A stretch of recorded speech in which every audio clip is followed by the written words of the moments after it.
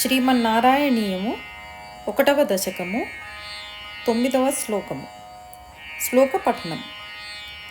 కారుణ్యాత్ కామమన్యం దదతి ఖలు పరే స్వాత్మదస్త్వం విశేషాత్ ఐశ్వర్యాదీశతేన్యే జగతి పరజనే స్వాత్మనోపీశ్వరస్త్వం త్వయ్యుచ్చైరారమంతి ప్రతిపతమధురే చేతనాః స్వీతభాగ్యాః త్వం చాత్మా రామ ఏవేత్యతులగుణగణా ధారశౌరై నమస్తే.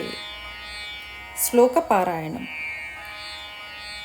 కారుణ్యాత్ కామమన్యం దదతి ఖలు పరే స్వాత్మదస్త్వం విశేషాత్ ఐశ్వర్యాదీశతేన్యే జగతి పరజనే స్వాత్మనోపీశ్వరస్త్వం త్వయ్యుచ్చైరారమంతి ప్రతిపదమధురే చేతనాస్వీతభాగ్యాః